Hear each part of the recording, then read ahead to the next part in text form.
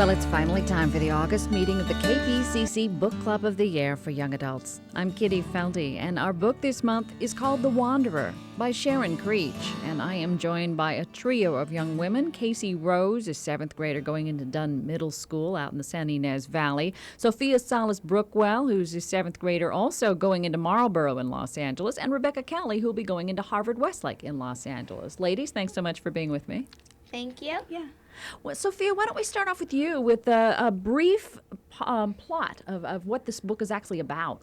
Well, it's all about this girl, and her name is Sophie, and it's about how she sails with 3 of her surrogate uncles and 2 of her cousins across the ocean to see her grandfather, and it's all about how she kind of starts to be a part of the family since she's been an orphan, and this is the final family she's kind of felt accepted in. She's gone to tons of foster homes, and this is where she really feels accepted, and it's all about their journeys on the ocean and how they cope with each other for such a long time. Well, let's hear from the very beginning of the book, a reading from it for folks who didn't get a chance to finish it or even to start it. This is the wonderful actress Rhea Perlman from Cheers, and here she is reading from The Wanderer. I am 13, and I'm going to sail across the ocean, although I would like to go alone. Alone, flying over the water. I'm not. My mule self begged a place aboard a 45-foot sailboat with a motley crew, 3 uncles and 2 cousins. The uncles, Stu, Mo, and Doc, are my mother's brothers, and she told them, "If the slightest harm comes to my Sophie, I'll string you all up by your toes." She isn't worried, although maybe she should be, about the influence of my cousin Brian. Quiet, studious, serious Brian. But she frets over the bad habits I might learn from my other cousin, Cody. Cody is loud, impulsive, and charming in a way my mother does not trust. He's too charming, she says, in a dangerous sort of way. My mother isn't the only person who is not thrilled for me to take this trip. My uncles, Stu and Mo, tried their best to talk me out of it. It's going to be a bunch of us guys doing guy things, and wouldn't be a very pleasant place for a girl. And wouldn't you rather stay home, Sophie, where you could have a shower every day? And it's a lot of hard work and yakety-yakety-yak, they went. But I was determined to go, and my mule self kicked in, spouting a slew of sailing and weather terms, battering them over the head with all the things I'd learned in my sailing books and with some of the things I'd made up for good measure. Uncle Doc, the good uncle I call him, because he's the one who doesn't see any harm in my coming, said, "Heck, she knows more about boats than Brian and Cody put together." And so they caved in. And that is Rhea Perlman reading from The Wanderer. Well, we got an introduction to just what kind of a character Sophie is. Carrie, why don't you tell us, Casey, why don't you tell us a little bit, a little bit about who else is in this book. We heard about Uncle Doc. Cody. Tell us about Cody. Cody is very out there. For part of it, he seems like he's very outgoing, and then you see another part of him that's very sweet, and he just changes throughout the book, and it's very interesting to read on because it makes you think how she made this book. It makes you want to know more and more about the character, and after I finished the book, I wanted to know more about how their lives went after the whole journey. It was interesting the way she introduced us to these characters, Rebecca, that she has it in the form of a journal so that we get to peek into the minds of both Cody and Sophie. Did that work for you? Yeah, I thought it was really great that she kind of put it in a journal so you could really think, understand their thoughts, not just through what they were saying to other people on the ship. And I think it worked really nicely how she had 2 people telling their sides of the story, because sometimes Sophie wouldn't always tell what happened if she were feeling sad or left out or got teased about being an orphan. But Cody just kind of told the truth, so you really got the whole story with both of them. That's interesting because that's always the challenge, I think, when you write a book in first person. That's the only narrator you have, and sometimes you're not quite sure whether or not you should trust that narrator for everything, and that's how she solved that particular problem. Sophia, tell us about the whole idea about being a girl. Well, Sophie really struggles with this idea throughout the book. I mean, she's just in a guy's world. They don't think she can do anything, and whenever they make up jobs, they give assignments, and she's just left out. And it really bugs her, but she's such a caring person that she just tries to get through it all. And she's a tough girl, and there'll be parts in the book when, let's say, they go fishing, they get a lot of fish, and people say, oh, well, I guess you'll have a lot of cooking to do. And, she has to go through that all. And, she says, just since I'm a girl doesn't mean I do all that stuff. And she really knows a lot more about going on ships and all that stuff other than Brian and Cody. Do you find this in your daily life, that there's still that kind of wall put up about girls shouldn't do this or girls probably don't know how to do that? Well, I mean, a little bit, but not that much as she really faced a lot. Not that much as in daily life. What about you, Casey? Anybody ever tell you that's something that you probably can't do or you shouldn't do, or you don't do very well, or boys do it better? Well, I started surfing a few years ago, and so when I tell people that, they go, why do you surf? It's like, well, it's fun. You just are out there on waves, and it doesn't matter if you fall down or you get crushed by a wave, because you always can just get back up and do it again. What about you, Rebecca? I think in this story, she was more kind of pressured by all the things, like you can't do it because you're a girl. But because, like in your daily life, you have girls all around you, then it's kind of easier than when she's the only girl. And so if there's something she can't do personally, it doesn't mean just the girls can't do it. It's just her. And it's harder on this trip because she was the only girl on the trip. I want to throw this out to our audience. If you've read the book, if you have a question about the book, if you're a girl and you want to talk about this particular topic, or if you keep journals, we'd love to hear from you as well. Again, we try to limit our calls to folks under 20. Our number 866-893-5722, 866-893-KPCC.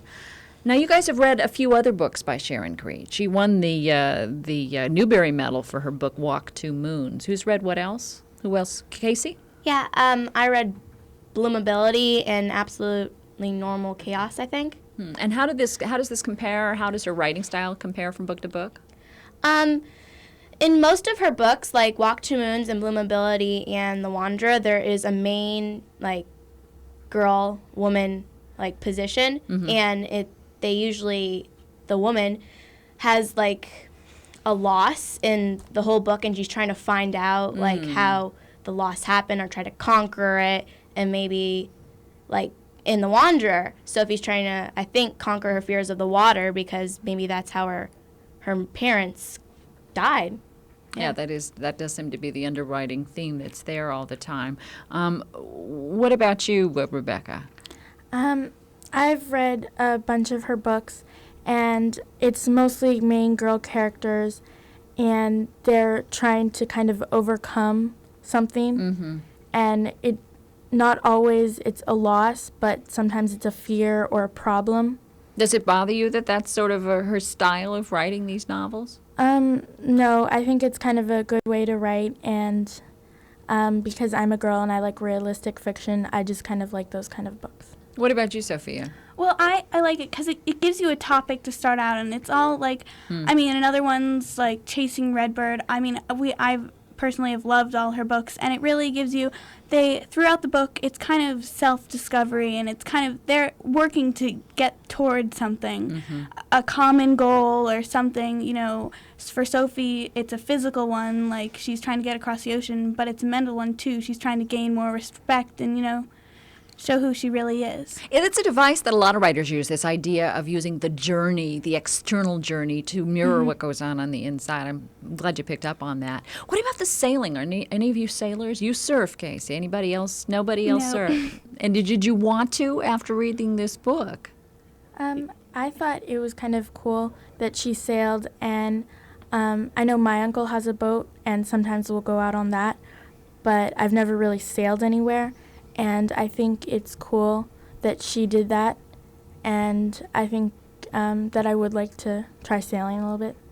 In a little bit, we're going to speak with someone who actually knows quite a bit about sailing. Debbie Dunn's going to join us. She's a sailing instructor out at Orange Coast College, so we'll be able to ask some of our sailing questions of her. Our number again, if you want to join the conversation, 866-893-5722. Let's go out to Pasadena, and Elizabeth is with us. Hello, Elizabeth. I have a question. Okay. Why do you think the author chose two people to narrate the story? That's a great question. Who wants to tackle the literary side of all of this? Sophia? Okay. Well, I think she did it, as Rebecca was saying earlier, because Sophie doesn't always tell the truth. And I mean, it's obvious because, I mean, she's a very positive girl, and she wouldn't reflect about times when she was really feeling down, or she got teased, or she doesn't like to remember those kind of things. The whole trip was a kind of a time for her to kind of forget that all her problems and just kind of pretend that she had a family. And I mean, she did. And it's cool because Cody, he was assigned to do this. He could either read 10 books or write a log for the summer. So we thought it would be much easier to just write a log. And I mean, he just tells it as it is. So you kind of get a different side. Who writes thanks a lot for that call, Elizabeth. Who writes in a journal? Any of you guys keep journals? Nobody keeps a journal? Oh my gosh. Oh my gosh. Oh, the only thing I'll tell you is I kept one when I was your age, and the only really good reason to have one is so that when you're a whole lot older and you can't remember the specifics, you can go back and all that stuff is there. So if you become a writer later on, you've got great material to use. That's the question I throw out. Do you keep a journal? 866-893-5722. What about Sophie's secret and why you think how much do you think she was deceiving herself, and how much do you think she was just trying to hide from everybody else the whole idea of what happened to her first family? Rebecca? I think she really wanted to believe that she kind of had that family all along and that she belonged, and that her grandfather, Bumpy, had told her some of the stories that she was telling everyone on the ship. And I think she more wanted to believe it herself than to fool everyone she was with. Did you believe that she made those stories about Bumpy up out of her head when you were reading the book? It kind of seemed like a bit unusual because I knew that she had moved around from different families. So if she hadn't been with that same family the whole time, I was kind of wondering how she was, how she knew all these stories. Again, when did you figure it out? Casey, when did you figure it out? It sort of was strange when, Brian said, oh, it's an orphan, trying to get it on her nerves, and she would just get off the subject. So it started to make me think, is she really, a part of the family, or is she really an orphan? So it just made you start to think, and then when you finally found out, you're like, well, it didn't really occur to you, but it just made you start to think. Were you confused by all of the adults in the book? They kind of sometimes blended together in my mind. I had a hard time sometimes picking out who was who. Sophia? Well, I mean, in the beginning, it was kind of hard because they're all uncles. They're kind of all against her, they don't believe in her, so...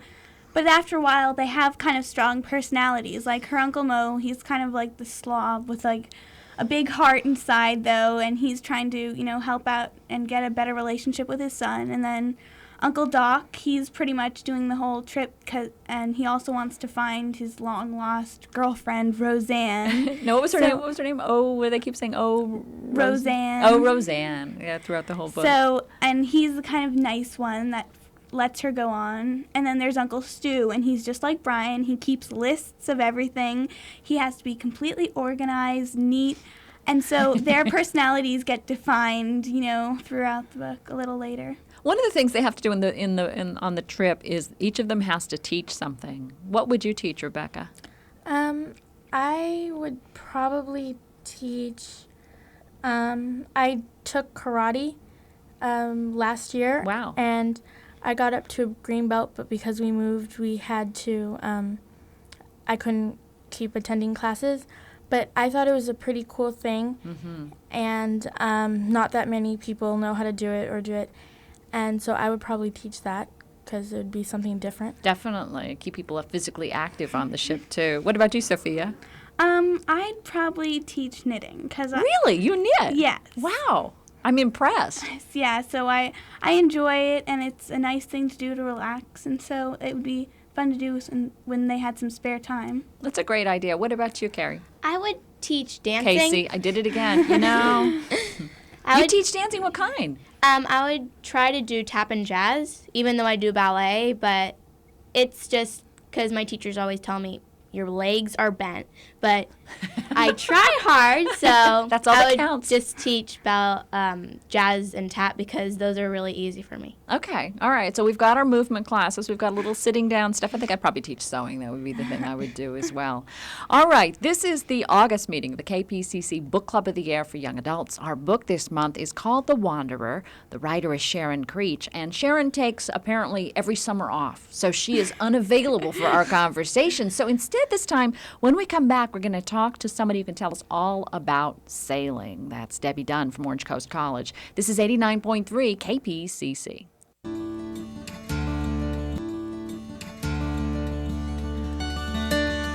Welcome back to the KPCC Book Club of the Year for Young Adults. I'm Kitty Feldy. I am joined by Casey Rose, Sophia Salas Brookwell, and Rebecca Kelly. The book is called The Wanderer by Sharon Creech. And we are also joined by Debbie Dunn, who teaches sailing to both kids and adults at Orange Coast College at their School of Sailing and Seamanship. Debbie Dunn, thanks for joining us. Thank you for having me.